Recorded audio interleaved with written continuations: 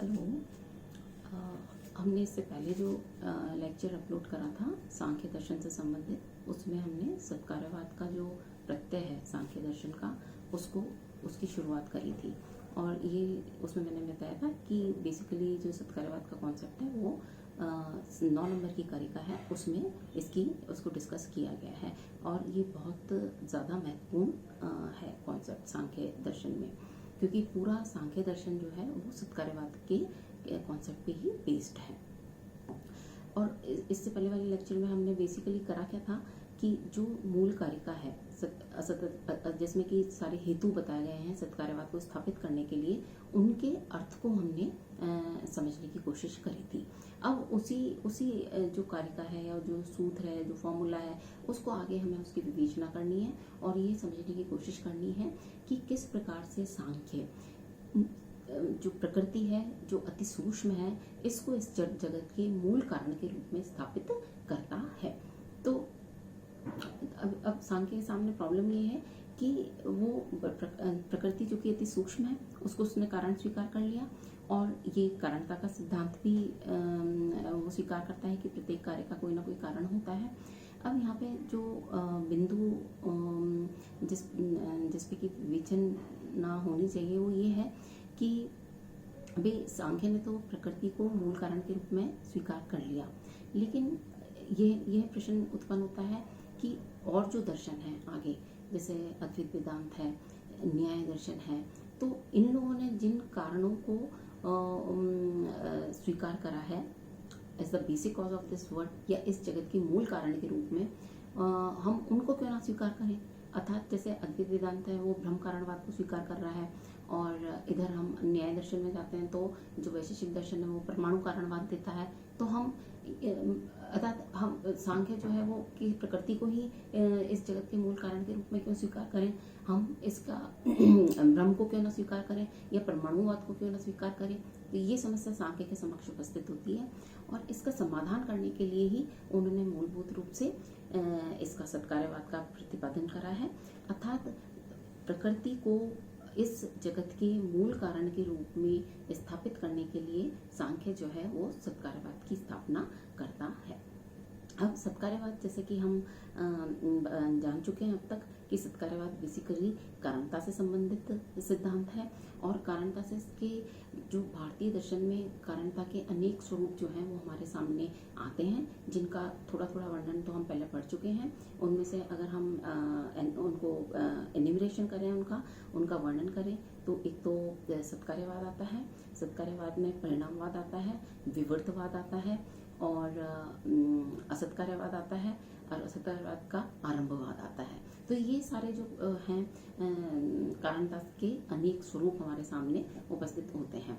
तो इनको बिना समझे हम सत्कार्यवाद को या असत्कार्यवाद को या इन जनरल जो कॉजलिटी का कॉन्सेप्ट है या कारण कार्य व्यापार से संबंधित जो भी विवेचना है, हम उसको समझ नहीं सकते। तो these are the basic concepts related to the causality और द कारणता सिद्धांत।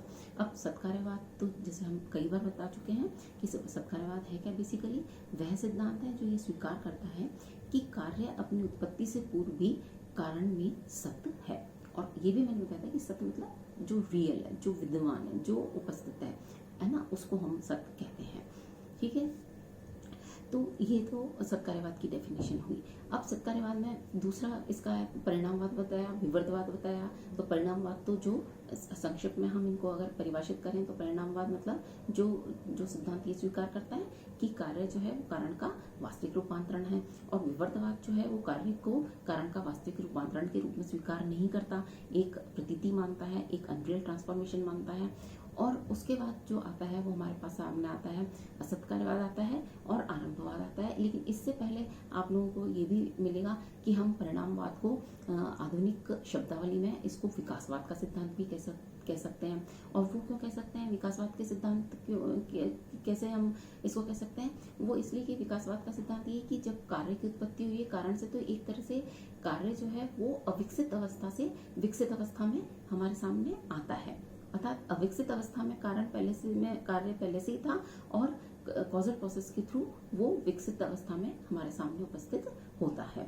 तो ये जो विकासवादी जो अवधारणा है उसको भी एनालाइज करें तो उससे भी यही सिद्ध होता है, क्योंकि कार्य, वो कहना क्या चाह रहे हैं कि कार्य जो है वो कारण का विकसित रूप है। अर्थात दूसरी तरीके से जो कि सांख्य की मूल पोजीशन थी कि कार्य जो, वो जहाँ मैंने बोला था कि वो the assert the identity between cause and effect, कार्य और कारण में वो तादात्म्य को स्वीकार करते हैं। तो जो ये विकासवादी दृष्टिकोण है वो भी कार्य और कारण के अभिन्नता को या तादात्म्य को स्थापित करता है।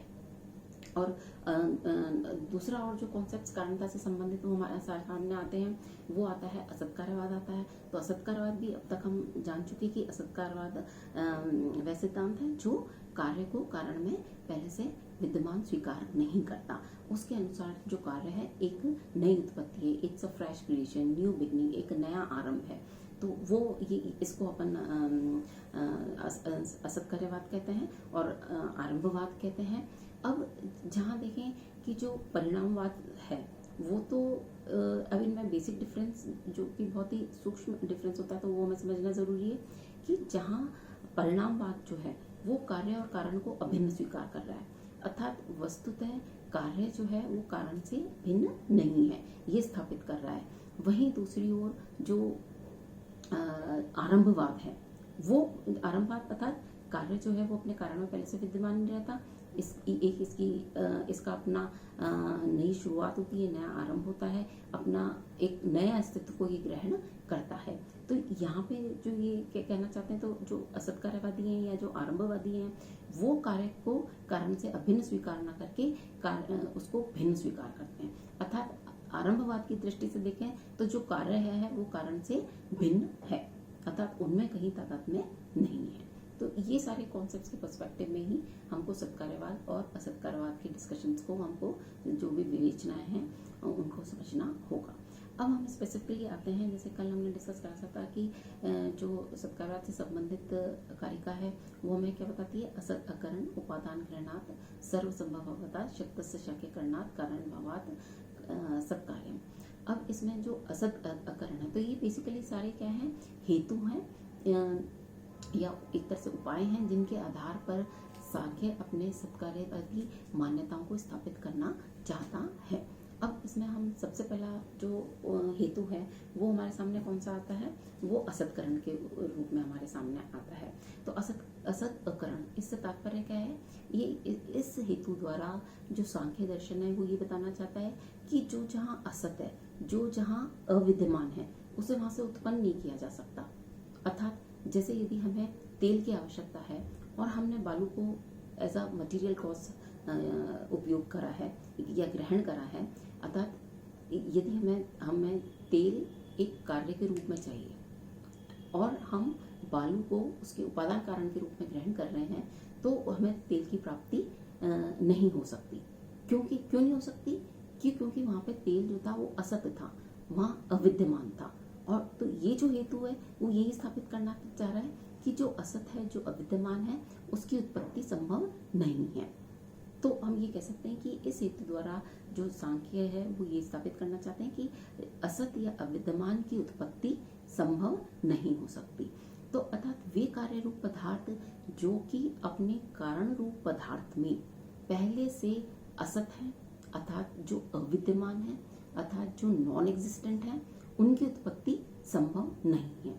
तो हमें मानना क्या पड़ता है अल्टीमेट एनालिसिस में, कि कार्य जो है वो अव्यक्त अवस्था में पहले से अपने कारण में विद्यमान रहता है।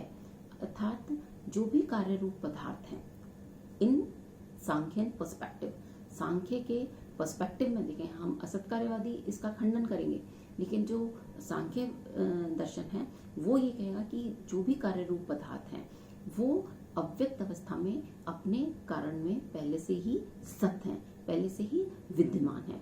केवल विभिन्न साधनों द्वारा उनकी अभिव्यक्ति हो जाती है, वो प्रकट रूप में आ जाते हैं या वो व्यक्त रूप में आ जाते हैं। तो इस प्रकार से ये जो पहला हेतु है असत अकरण, इसके द्वारा सांख्य क्या स्थापित करना चाह रहे हैं, कार्य की विद्यमानता या उपस्थिति इसके कारण में पहले से ही है, इसकी उत्पत्ति से पहले ही है। ठीक है, तो इन्होंने इस वाले हेतु से ये स्थापित करा। इनफैक्ट पूरी ये भी मैंने पहले बताया था कि आपको लगेगा कि ये कोई कुछ रिपीटिशन हो रहा है या कोई ओवरलैपिंग हो रही है, तो इनफैक्ट थोड़ा सा बहुत, चूंकि ये जो विवेचना दर्शन में हम करते हैं बहुत ही सूक्ष्म होती हैं, तो इसलिए हमको एट फर्स्ट साइट आपको लग सकता है कि ये इसमें ओवरलैपिंग है, लेकिन वस्तुतः ओवरलैपिंग नहीं है।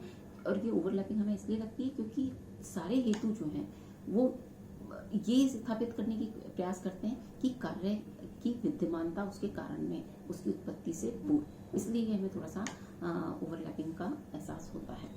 और जो दूसरा हेतु है जिसके द्वारा कि सांख्य कार्य की सत्कार्य को स्थापित करना चाहते हैं या कार्य की विद्यमानता को स्थापित करना चाहते हैं उसकी उत्पत्ति से पूर्व, वो है उपादान ग्रहण, असत अकरणात उपादान ग्रहण।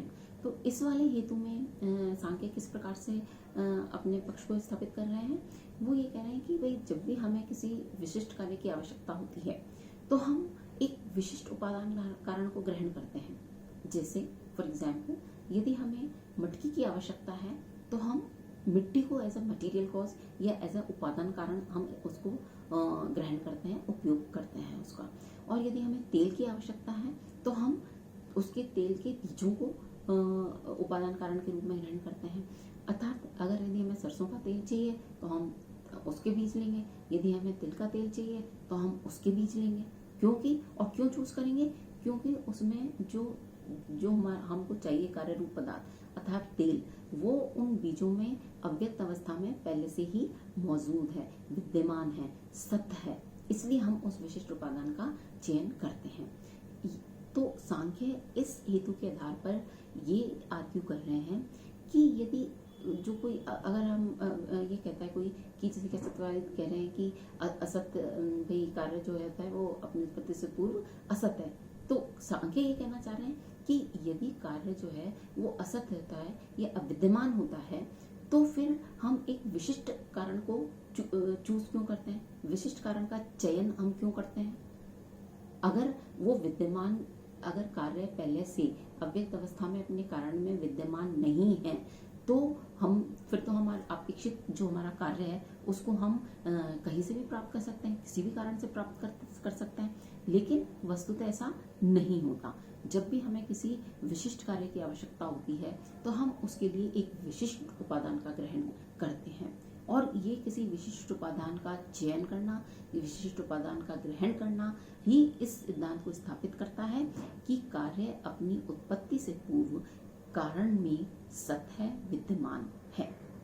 ठीक है, तो इन दो हेतुओं की सहायता से हमने जो सांख्य दर्शन है, आगे भी और भी हेतु हैं, लेकिन अभी इस वाले लेक्चर में मैं ये दो हेतु डिस्कस कर रही हूँ, और बाकी के जो हेतु हैं वो अपन नेक्स्ट लेक्चर में डिस्कस करेंगे। Thank you.